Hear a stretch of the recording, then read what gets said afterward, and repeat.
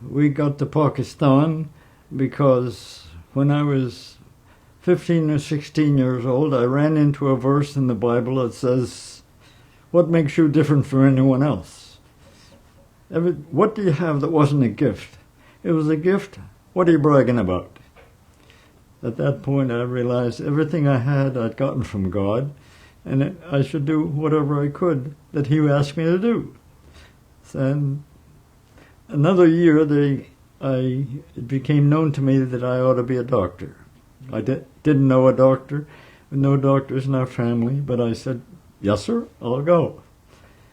Then, having completed at some point along the way, I told the Board of Foreign Missions, "I want to be a medical missionary. I'll go wherever you send me, but I'm particularly interested in India." So in 1947, India got divided into India and Pakistan when they got its independence from England. And Muslims had to move from India to Pakistan. Hindus had to move from Pakistan to India. 6 million went this way, 6 million went that way, and in the process, 1 million got murdered. And so there were millions of refugees. When I was asked, "Would you go for a 6-month contract to help with the refugees?" I was engaged to a beautiful nurse at that time. We got married, and 3 weeks later, we were in Pakistan. At the end of the 6-month period, the elders of the mission work out there said, "Oh, this is very nice. We have a doctor and a nurse here, and we happen to have a hospital that needs them. So wouldn't you be willing to stay for a while, and then you'll finish your training when you go back?" We agreed to stay. We went back 7 years later with 3 kids. The hospital that was empty, not empty, but needed help, was in the village of Taxila. That's what got us to Taxila. I went there as a general practitioner, a general surgeon. It was in the village. There were only 2 doctors. You took care of whatever walked in the door. And the hospital had been running for 25 years and had a series of 10 doctors and had established a reputation as a place where eye surgery was done. They did about 1 cataract operation a day. But the public came in big numbers. At the end of 25 years, they were doing around 1,000 cataracts a year. So it was clear that I needed to learn how to do cataract surgery. There were a lot of patients coming with cataracts.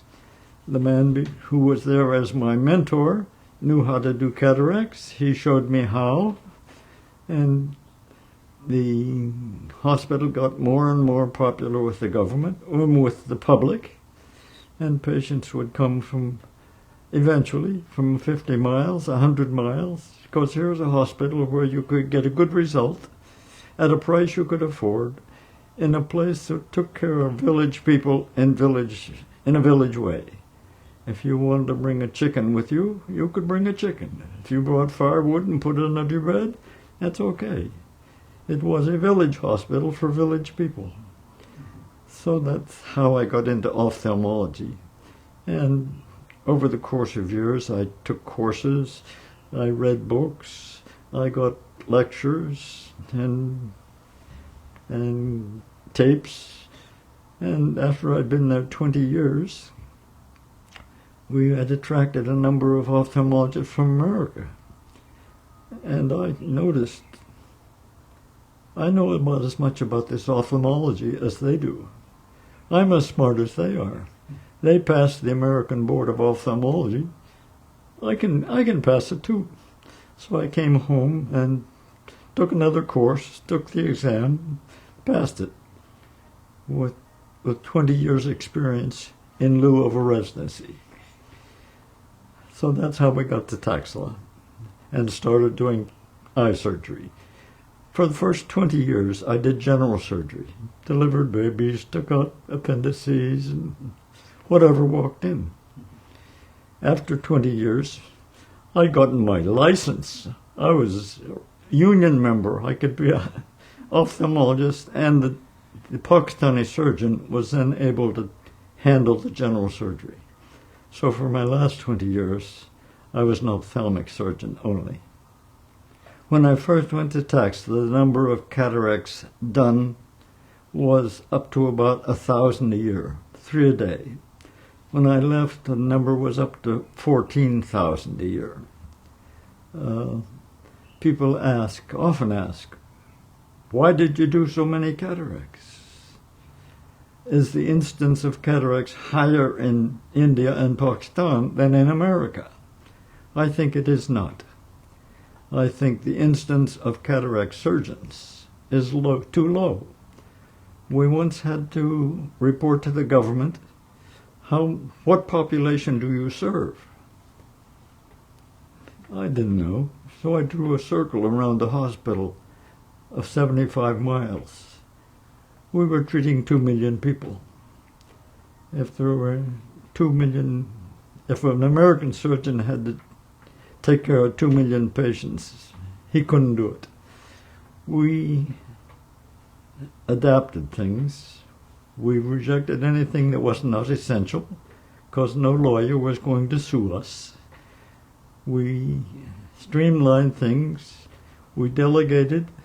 We set up a team of 10 people to keep things moving quickly, and we were able to do a surprising number of cataracts. Cataracts were done by other surgeons in Pakistan, but not at a price people could afford. We at the time, in 1976, for instance, we would admit a patient, do an operation on him, keep him in the hospital for 6-7 days for a total of $5.50. And our hospital was geared so that they felt at home. They didn't have to put on some sort of a paper gown. They didn't have to change their clothes. They were encouraged to keep their eyes clean. Some did, some didn't. We didn't have to make great changes in our lifestyle. The village in which we worked had no paved roads, no electricity, no gas, no telephone, no sewer. But our hospital compound had been in use for 25 years, so we had running water and indoor plumbing.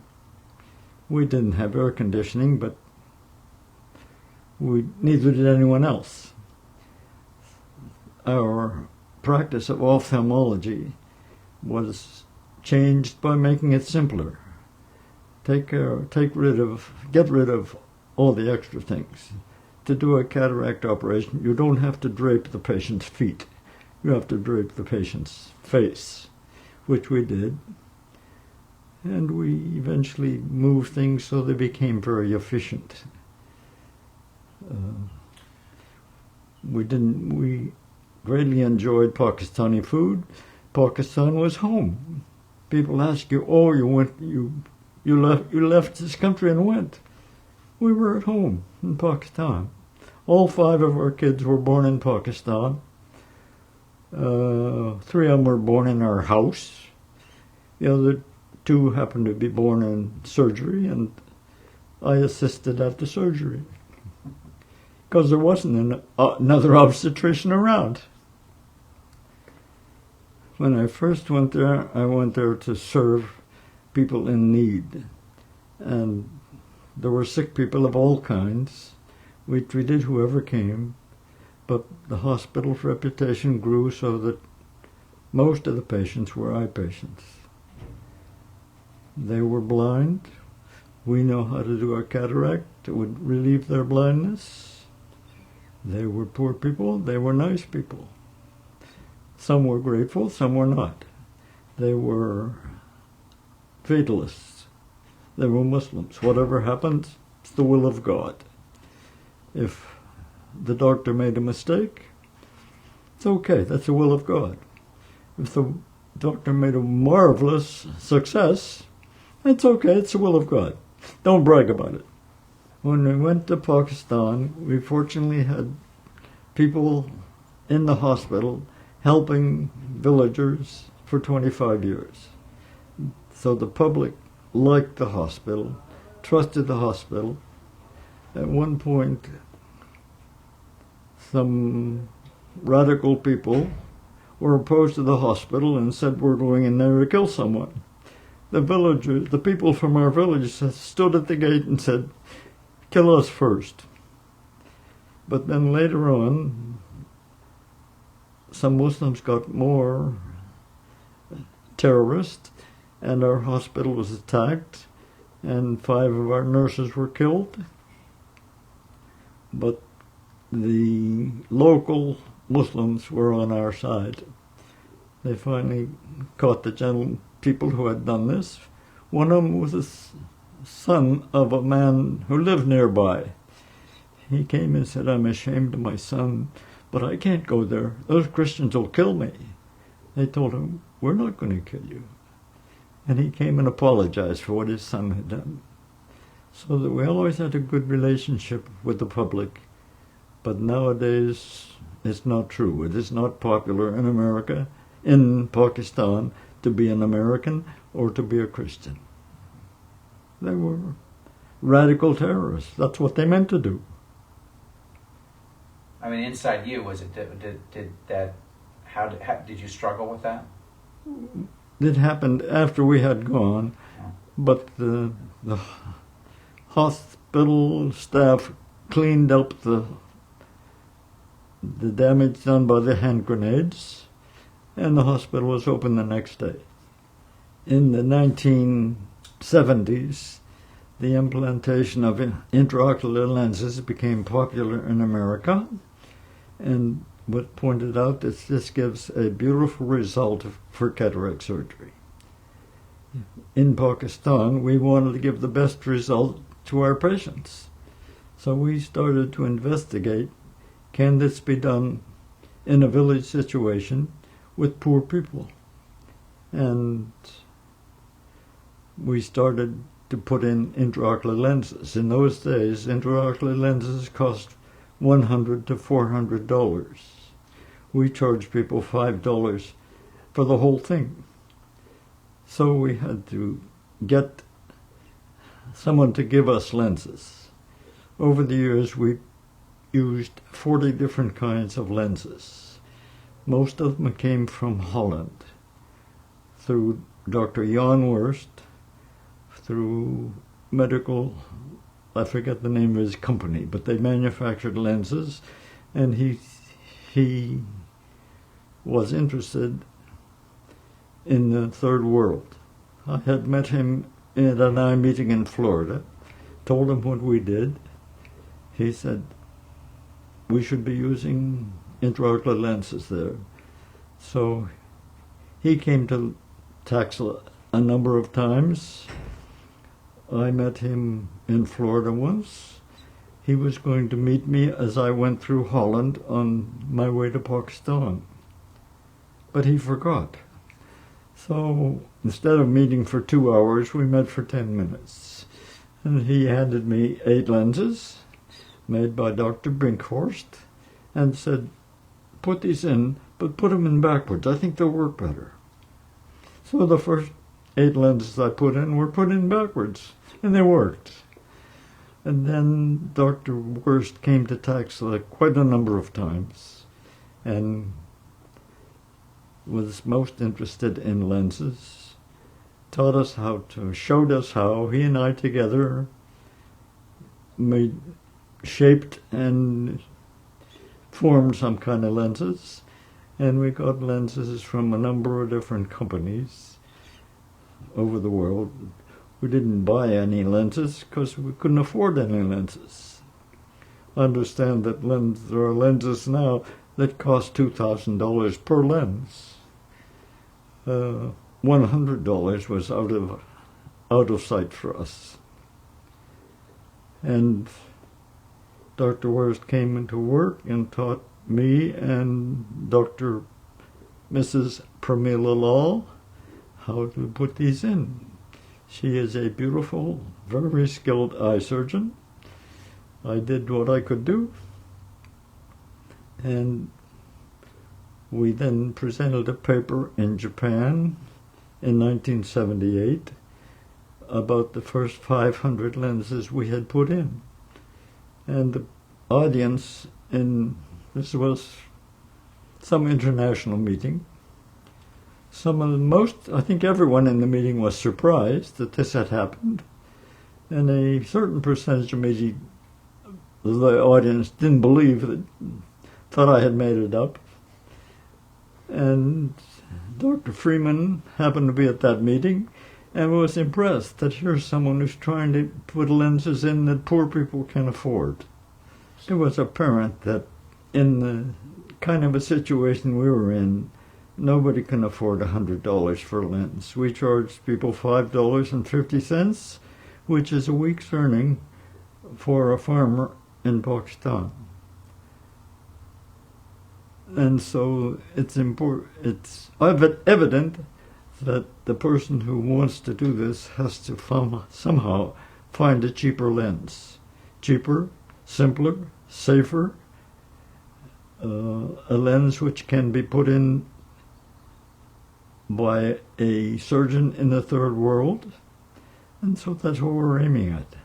Finding out how can we make this thing simpler, how can we make this thing cheaper.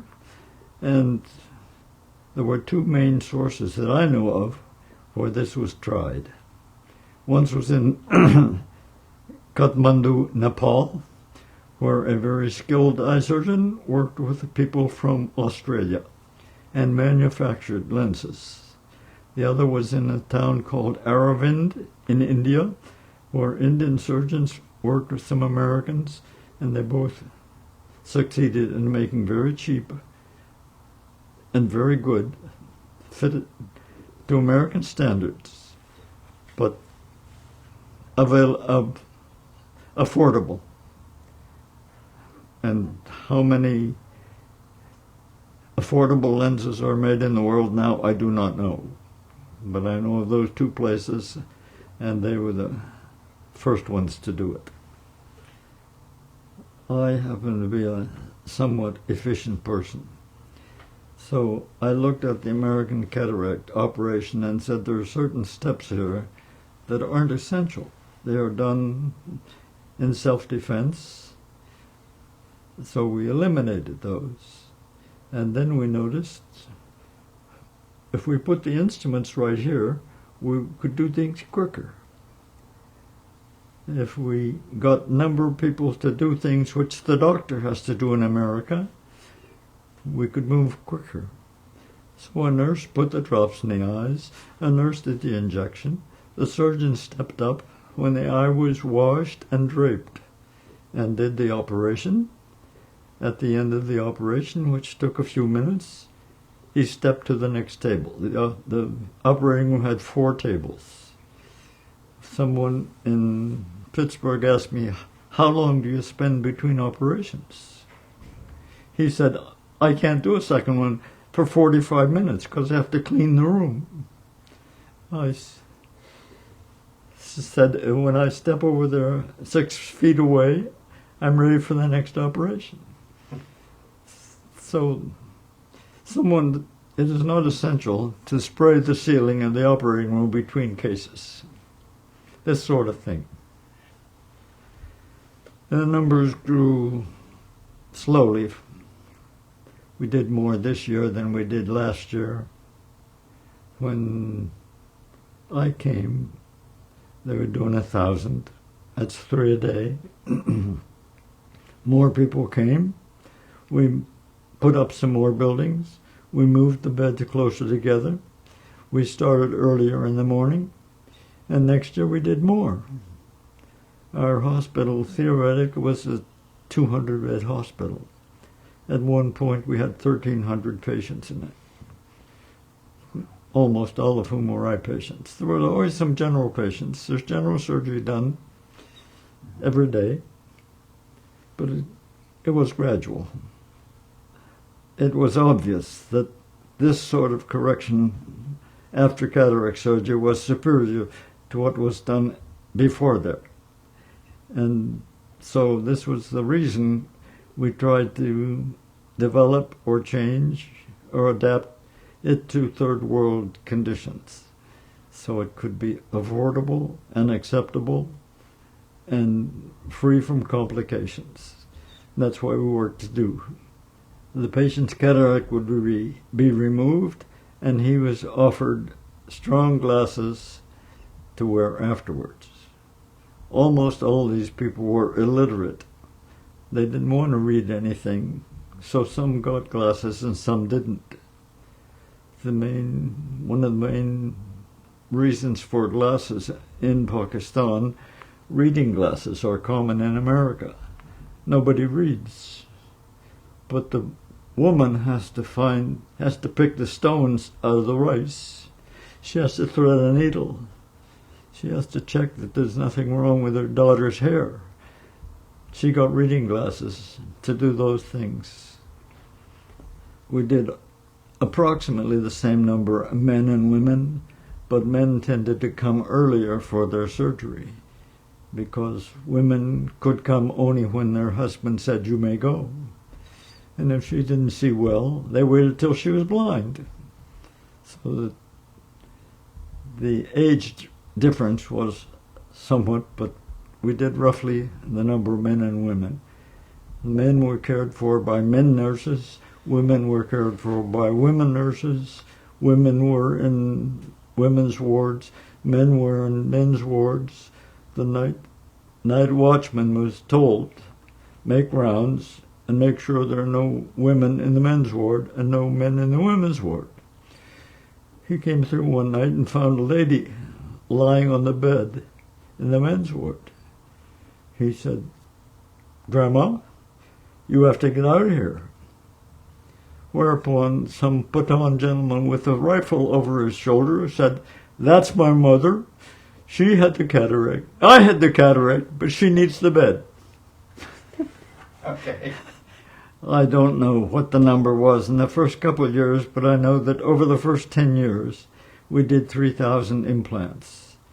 But we also, under those 10 years, did 107,000 cataracts. So we did roughly 3% of the patients with intraocular lenses during the first 10 years.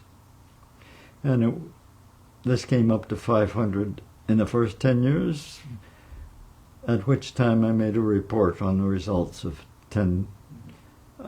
500.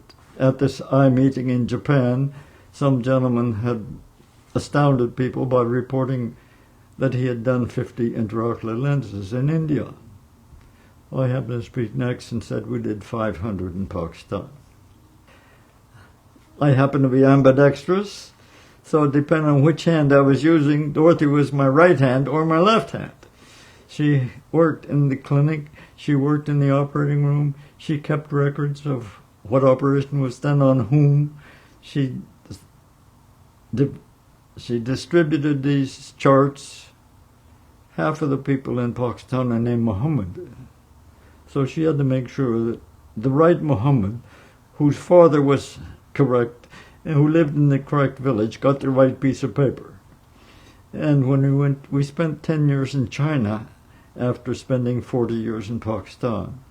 In China, Dorothy took care of the instruments and taught nurses how to handle eye instruments. I could not have done what I did without Dorothy. Wow. That was kind. In 1978, there was a meeting of world cataract surgeons in Japan, and Dr. Wurst was interested that we report our results. I think he was invited to give the speech, but he couldn't get there. So he said, "You write the paper, you give the speech." So I gave the speech to an audience of international eye surgeons. Some were highly impressed, some were lowly impressed. Some believed what I said, some didn't believe what I said. One of the people who was most highly impressed was Dr. Jerry Freeman from Memphis, Tennessee. I didn't mentioned anything about the price of what a cataract ought to cost. It was not I who said intraocular lenses should be made for $5. It was obvious if intraocular lenses are to be used in the third world where people are poor, they have to be cheaper. And I had no way of causing them to be made cheaper, but Dr. Freeman had ideas. I don't know the mechanism of how he thought he could persuade someone to make a lens that only cost $5. But somehow people were persuaded, so that now there are a couple of sources of lenses which cost $5. They may not be used in the United States. They are good enough quality, but it would foul up the financial system. I was not aware that Dr. Freeman would organize and found the World Cataract Foundation. I have heard about this over the years, but I do not know many details of how it started or how big it is or who is involved nowadays. You know, it reminds me of your story where you read a scripture and you said, I want to do something. Yeah. I think that moment in that hotel room in Japan was Jerry's moment. Yeah. For that. Here's something you can do. Why don't you do it? Okay. I heard that this evening there is a meeting of the World Cataract Foundation with its supporters and those who have worked in it. I'm sorry that I cannot be there. I'm happy that you have been able to do so many things for poor blind people in the world. I'm glad that I had a small part in getting you interested in doing it.